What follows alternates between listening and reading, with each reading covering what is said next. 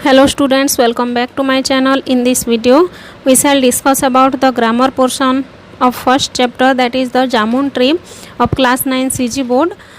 Actually हम लोग पहले जो पार्ट्स है क्वेश्चन आंसर, उसके बाद में फिलअप्स जो भी था ये बुक का हम लोग डिस्कस कर चुके हैं। आज हम लोग ग्रामर करके इसको ख़त्म करेंगे, ठीक है। तो ग्रामर पोर्शन में आप लोगों को तो पता ही है, most important and most favourable topic of exam, that is subject and predicate.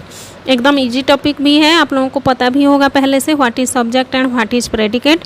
फिर भी मैं एक हिंट्स दे देना चाहती हूँ। सब्जेक्ट मतलब क्या होता है स्टूडेंट्स, कि the part of the sentence which is in bold is of the subject. देखो यहाँ पर जो बोल्ड में दिया हुआ है ना, आप लोग देख सकते हैं, अ पेयर ऑफ स्क्वायरल्स, ये बोल्ड में दिया हुआ है ना।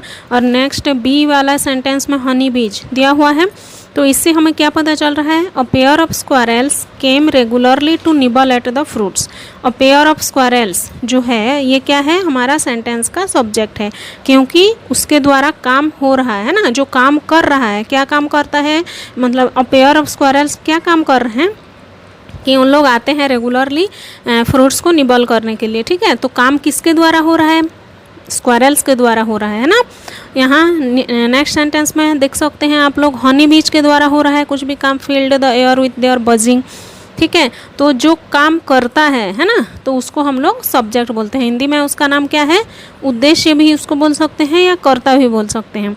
तो आप लोग लिख सकते हो सब्जेक्ट मतलब the part which names the person or thing we are speaking about, मतलब जिसके बारे में बोला जाता है, जो काम करता है ना, उसको हम लोग सब्जेक्ट बोलते हैं। और प्रेडिकेट किसको बोलते हैं,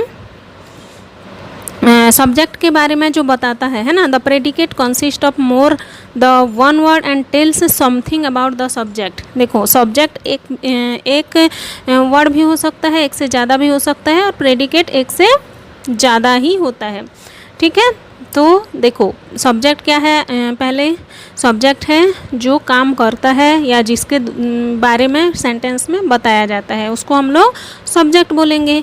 और सब्जेक्ट क्या कर रहा है ना, सब्जेक्ट के बारे में एक्स्ट्रा इन्फॉर्मेशन देता है हमारा क्या, predicate, okay. It tells about the subject, subject के बारे में और बताता है, ठीक है। तो आप लोग इसको अच्छे से समझ गए होंगे, सब्जेक्ट और प्रेडिकेट। तो आप लोगों को इसमें दिया हुआ है, सब्जेक्ट दिया हुआ है, आपको प्रेडिकेट अपने से फिल करना है, ओके स्टूडेंट्स। देखो एक एग्जाम्पल के लिए एक आपको दिया गया है, द सिरपी स्वीटनेस ऑफ द जामुन। क्या होता है, द सिरपी स्वीटनेस मतलब जो जामुन का मिठास है वो क्या करता है, इन्वाइटेड द विजिटर्स टू, ठीक है। तो प्रेडिकेट में हम लोग क्या लिख दिए, इन्वाइटेड द विजिटर्स टू, दूसरे विजिटर्स को अपने तरफ खींचता है, इन्वाइट करता है, ठीक है। A pair of squirrels who lived in a nearby bamboo Grove, उनको ये सब्जेक्ट दिया हुआ है। तो आप लोगों को बुक से भी छांट के लिख सकते हो, है ना। तो अगर आपको याद है तो बहुत अच्छी बात है, अगर याद नहीं है पूरा सेंटेंस तो पीछे में बुक में दिया हुआ है, आपको ये सेंटेंस खोजना है और उसको आगे में फिल कर देना है, ठीक है। A pair of squirrels who lived in a nearby bamboo grove came regularly to nibble at the fruits, ठीक है। स्क्वायरल्स क्या करते थे, जो कि बम्बू ग्रुप में रहते थे, उन लोग वहाँ पर आते थे फ्रूट्स को निबल करने के लिए, है ना। Scores of beautiful blue bottle, फिर यहाँ पर आप लोग अपने से सब्जेक्ट भी लिखोगे, अपने से प्रेडिकेट भी लिखोगे। जैसे मैं बोली अभी, scores of beautiful blue bottle, है ना, उसको लिख सकते हो आप लोग, flitted around the tree settling every now and then to drink nectar from the fruits.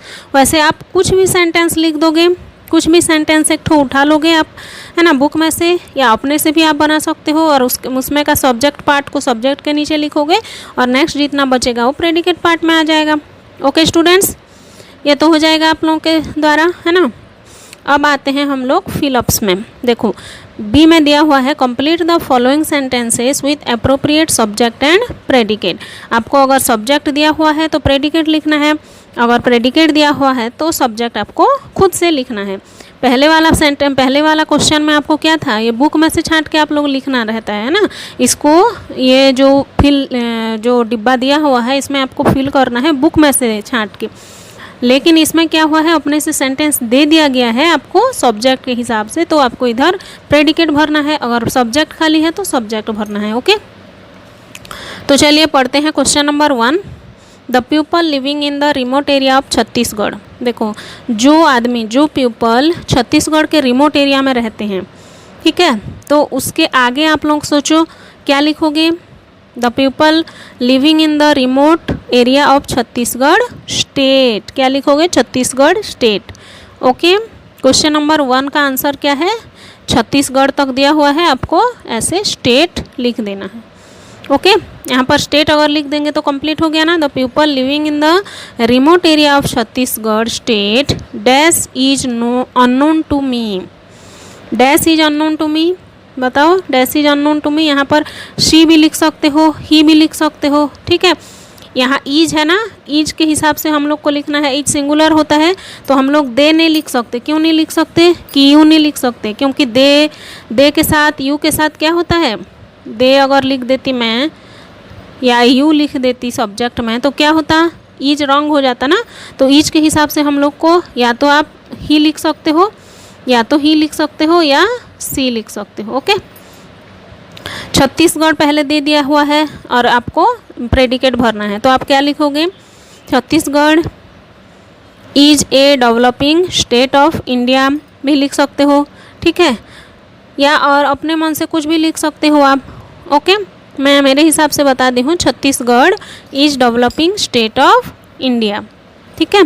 4 में है the Bihu festival. Bihu festival कहाँ पर मनाया जाता है आपको तो पता ही है, तो सिंपली लिख देना है the Bihu festival is celebrated in Assam. Okay, next 5 number में है in democracy dash elect the government. देखो यहाँ पर आसान है, इलेक्ट गवर्नमेंट को इलेक्ट कौन करता है, जैसे हम लोग का प्राइम मिनिस्टर हो गए, चीफ मिनिस्टर हो गए, अदर मिनिस्टर्स हो गए, कौन इलेक्ट करते हैं, हम ही लोग इलेक्ट करते हैं ना। तो इसको आप लोग लिख दोगे पीपल, क्या लिखोगे यहाँ पर, people. In democracy people elect the government. हो गया, ये आपका फिलअप्स हो गया ना।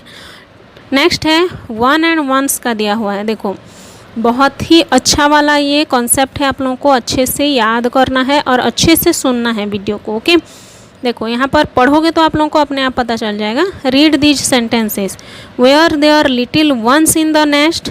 देखो यहाँ पर क्या आया, वंस आया है ना। It take years and years for a tree to grow but to cut one down takes just a few hours. यहाँ पर क्या आ गया स्टूडेंट्स, वन आ गया।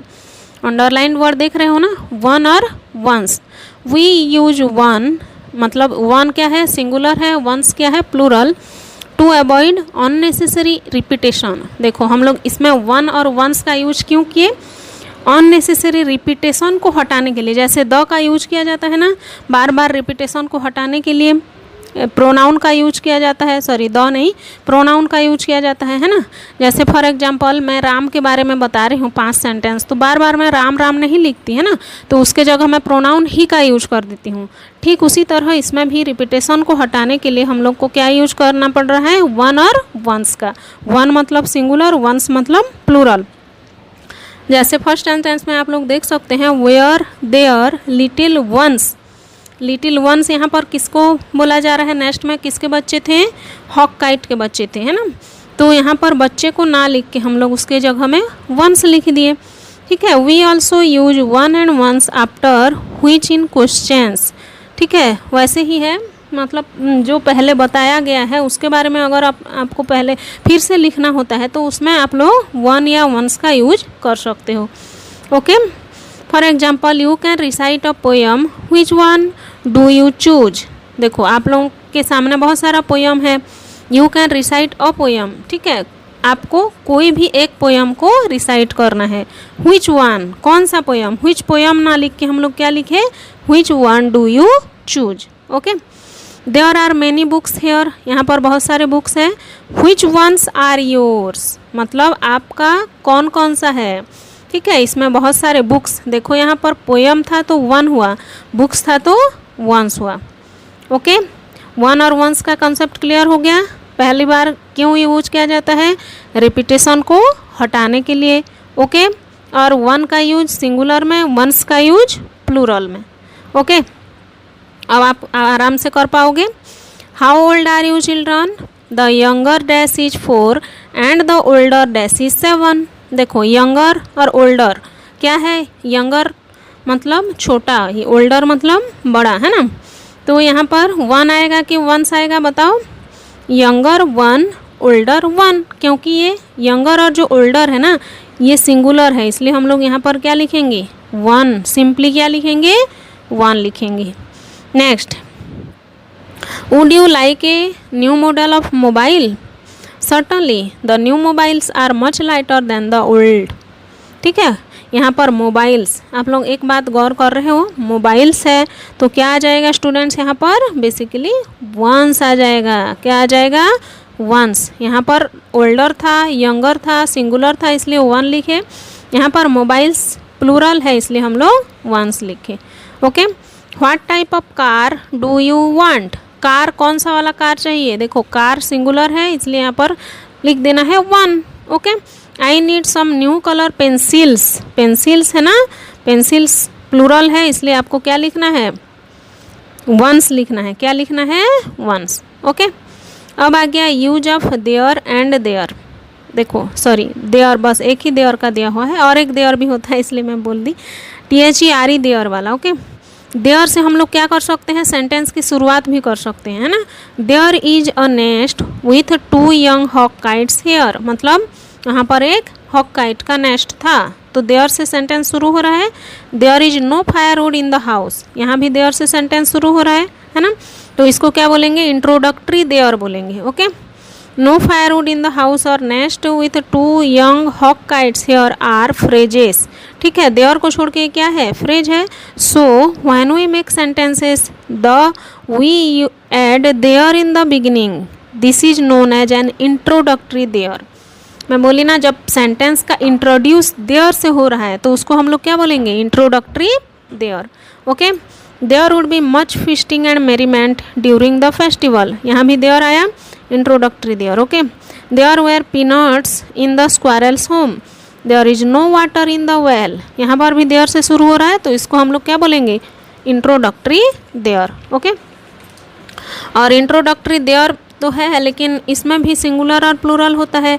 अगर सिंगुलर पर्सन को हम लोग इंट्रोड्यूस कर रहे हैं देयर के द्वारा तो हम लोग देयर के साथ इज लगाते हैं, और प्लूरल को इंट्रोड्यूस कर रहे हैं तो देयर के साथ वेयर लगेगा। ओके, जैसे for example there is no place like home, यहाँ पर प्लेस वन है, सिंगुलर है इसलिए देयर के साथ इज लगा, लेकिन सेकंड में देख सकते हैं आप लोग there are no players, players plural है इसलिए यहाँ पर क्या हुआ? आर हो गया। ओके, नेक्स्ट क्वांटिटेटिव स्टेटमेंट में भी हम लोग देयर के साथ इज भी लगा सकते हैं, आर भी लगा सकते हैं। जैसे यहाँ पर लॉट्स ऑफ क्वेश्चंस है, लॉट्स ऑफ क्वेश्चंस हम लोग का प्लूरल है इसलिए आर हुआ, है ना। पोस्ट ऑफिस यहाँ पर सिंगुलर है इसलिए इज हो गया। ठीक उसी प्रकार कलेक्टिव फ्रेजेस में भी हम लोग देयर के साथ इज ही लगाते हैं। कलेक्टिव में क्या होता है? इसको हम लोग सिंगुलर मानते हैं ना, जैसे क्राउड ऑफ पार्टिसिपेंट, है ना, तो ये हम लोग सिंगुलर मानते हैं इसलिए इसको हम लोग इज का यूज किए हैं। There as an adverb of place भी माना जाता है, मतलब देखो एडवर्ब के बारे में आप लोग जानते हो कि नहीं? आई होप आप क्लास 9 के स्टूडेंट हो तो एडवर्ब के बारे में आप लोग जानते होंगे। Adverb of place, adverb of time, adverb of manner होता है ना, MPT जिसको बोला जाता है। और आपके ग्रामर पोर्शन में भी शायद ही है, मेरे को लगता है कोर्स में एडवर्ब, है ना। फिर भी हम लोग थोड़ा सा जान लेते हैं एडवर्ब मतलब क्या होता है। ये एडवर्ब एक ऐसे वर्ड होता है, adverb is a word that describes the verb, adjective और अदर एडवर्ब। मतलब एडवर्ब एक ऐसे वर्ड है जो कि वर्ब को डिस्क्राइब करता है, या तो एडजेक्टिव को भी डिस्क्राइब कर सकता है या अदर एडवर्ब को भी डिस्क्राइब कर सकता है। ओके, और एडवर्ब का बेसिकली 3 टाइप्स होता है। एडवर्ब तो बहुत सारे होते हैं लेकिन मेन जो है वो 3 टाइप्स का होता है। ठीक है, MPT के हिसाब से आप लोग याद कर सकते हो। M for manner, P for place and T for time.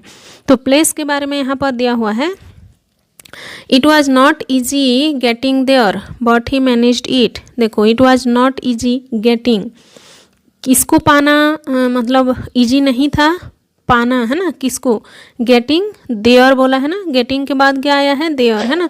तो ये क्या हो गया? The underlined there is an adverb and it indicates location.